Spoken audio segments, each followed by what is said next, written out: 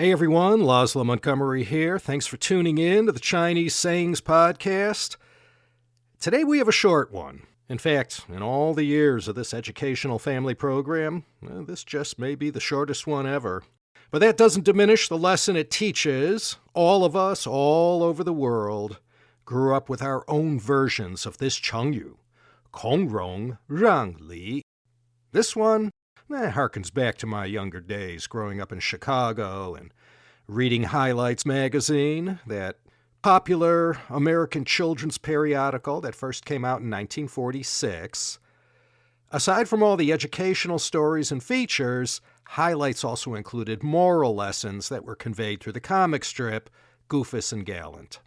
Those were two brothers. One was a model child in every way, thoughtful, selfless, mature, kind, generous, and always thinking of others. That was Gallant. And his brother Goofus, well, he was just the opposite. And in every issue, the moral lessons learned through these two brothers' actions taught me and millions of other youngins over the years.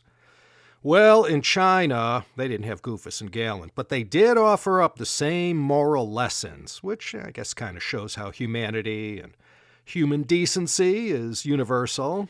And this Chengyu, I am sure, was hammered into the minds of many children growing up in China and Greater China. Emma, too. Even in her own lifetime, she had this one downloaded into her random access memory.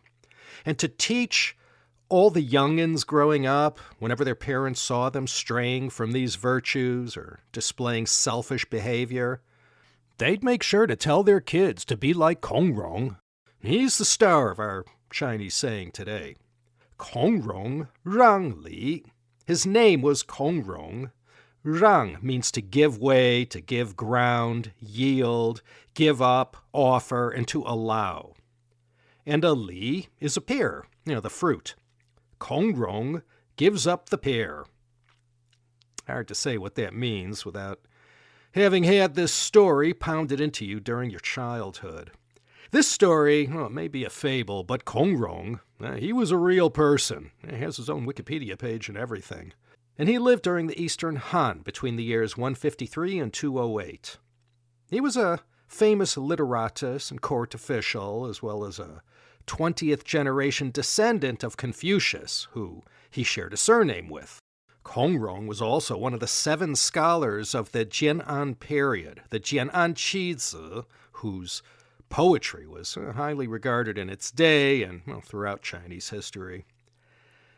Scholar and upright official he may have been, but Kong Rong lived during dangerous times. Those raucous years during the last decades of the Han Dynasty when Cao Cao, Yuan Shao, Dong Zhuo, and others were contending to take over the leadership of China from the rotting and decrepit Eastern Han.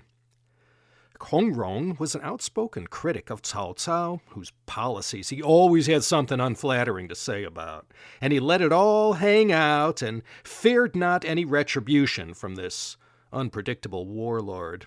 He spoke up both to Cao Cao's face and behind his back, and one day he went a little bit too far with his critique of Cao Cao's leadership, and an outraged Cao Cao decided to act.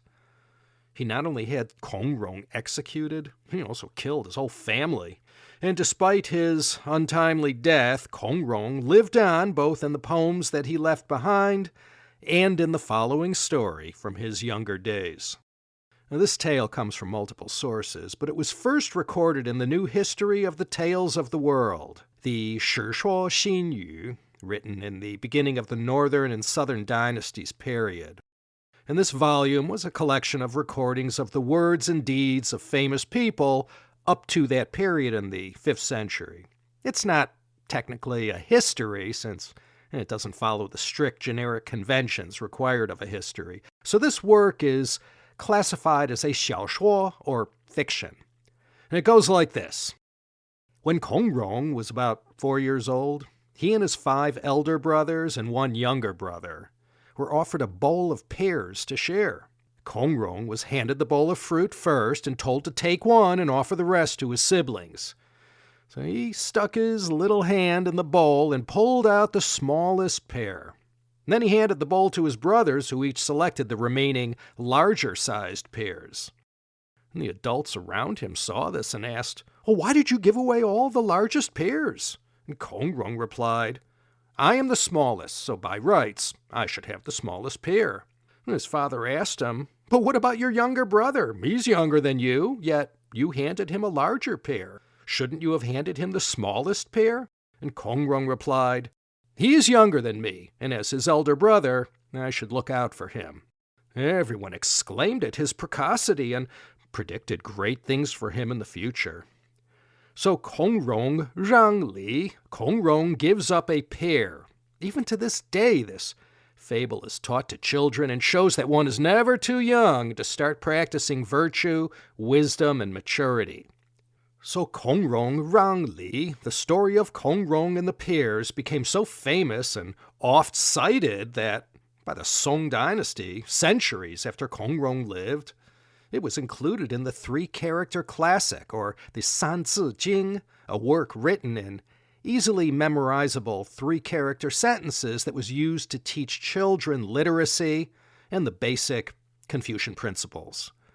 The Sanzi Jing depiction of the incident goes like this: Rong 4岁能让梨，地于长以先知. When Kong Rong was 4 years old, he knew to save the biggest pears for his elder brothers. It is good to know early on the relationships between elder and younger brothers.